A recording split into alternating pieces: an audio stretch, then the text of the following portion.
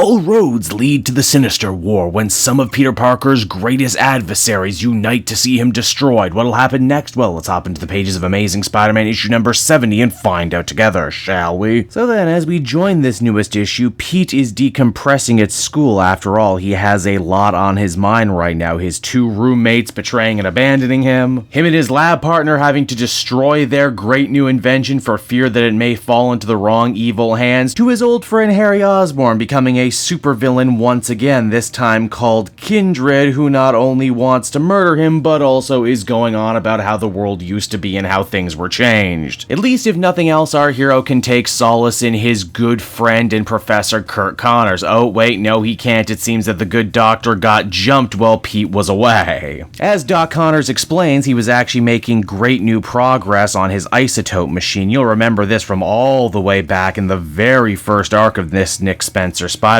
book. That was the device that actually split Peter Parker and Spider-Man into two separate beings. Right before Kurt could properly turn the corner, though, he ended up getting met by Dr. Otto Octavius and the newly assembled Sinister Six. Well, technically there's only 4 right now, but they want the Lizard to be their 5th. Naturally, Kurt refuses, as for once he actually has a pretty good balance between his life as a professor, a father, and it seems like he's actually able to bury the darker instincts of the Lizard. Only it's exactly those dark instincts that Dr. Octopus is after, and as such, he decides to turn Connor's own machine on him, separating his lizard half from his human half. Spider-Man gets Kurt back home to his family in the sewer and vows to track down the Lizard wherever he may be and put this situation right. After all, there's no telling what horrible things the Lizard could get up to out in the world. Furthermore, if Dr. Octopus is reinstating the Sinister Six, it's only a matter of time before they start gunning for Spider-Man, and everyone around him is going to no doubt end up getting caught in the crossfire unless he can act quickly. Though little does Peter know, some of his closest friends and allies have already gotten themselves caught in the crossfire, like Carly Cooper, who was seemingly grabbed by Kindred a couple arcs back when she got too close to the truth. Mary Jane had actually already vowed to go looking for Carly Cooper with the help of Overdrive, and Carly herself isn't even alone right now. Her prison just so happens to also be housing Harry Osborn. But wait, that should be impossible, right? Harry is Kindred, the big new Spider-Man bad guy, only to hear him tell it he isn't. Harry says that he had gone to Europe when he saw an old Osborn family bank account drained of all its funds. Oh, but it gets better. You remember Carly had said that she had found an extra body after that last big graveyard fight between Kindred and Spider-Man? Well, turns out that body actually belonged to Harry Osborn. What does this mean? Well, a lot of fans, myself included, have already speculated that the Harry in this prison cell right now is probably the post-One More Day Harry, while Kindred is the original pre-One More Day Deal with the Devil version. Now, what makes all of this so much worse for Spider-Man is not that he ends up turning up no leads on the Lizard, but that he knows full well Kindred is the one puppeteering all of this from the shadows, because, well, he's been puppeteering everything bad that's gone wrong in Spider-Man's life over the last couple of years. We see Dr. Octopus and his newly assembled team get ready to take a meeting with Kindred, but Otto does all the talking on his own. It seems that Kindred is actively holding something over this guy's head too, some secret that the Doctor forgot and desperately wants to remember. Furthermore, while Otto was able to assemble his 4 other members of the 6, Kindred actually gets to pick the final member, and that is Mysterio. This is interesting for several reasons. One, it's almost certainly Kindred who brought Mysterio back from the dead, and also Beck is working with Mary Jane on a secret side project related to Hollywood movies completely separate from Peter's knowledge. In fact, to hear Kindred tell it, all of this has been part of his grand design from day one, moving heroes and villains, friend and foe alike on the giant board of life as part of one giant snare for Spider-Man. In fact, as we pull back from the story proper, we begin to realize this isn't just one version of the Sinister Six that's going to be gunning for Spider-Man, it's multiple different versions at once. Obviously, there's Dr. Octopus and his original-looking version of the team, as well as the Vulture's animal-themed Savage Six. Then you have Boomerang and the superior foes of Spider-Man, who are actually hired by Overdrive to help him rescue Carly Cooper. You'll remember they had actually called themselves the Sinister Six in their own solo series. The all-female villain group, the Sinister Syndicate, led by the Lady Dr. Octopus, and finally the Foreigner, whose group of ragtag villains actually end up equaling out to 6. So if you're keeping count at home, that's 5 groups groups of 6 and 30 ways for Spider-Man to die as this prologue comes to a close. And so there you have it, everyone. Amazing Spider-Man issue number 70, the beginning of the end for Nick Spencer's run on Spider-Man. And I gotta say, this issue has me cautiously optimistic. For what it's worth, a lot of seemingly unrelated plot lines actually begin to make a little bit more sense now when you stop and realize that the endgame for Spencer was always to try and get multiple different versions of the Sinister Six all together at once. I wonder, will Spider-Man have to put together his own team of heroes if he hopes to fight them, maybe his own 6? What about wild cards like Mysterio, who clearly seem beholden to several different groups, or Shocker even, who's actually been part of multiple different versions of the Sinister Six with many different leaders? Call me cautiously optimistic, but I'm actually pretty excited to see where all of this could go, and I hope it ends up in a good place. Overall, I'd give this one a 7.5 out of 10.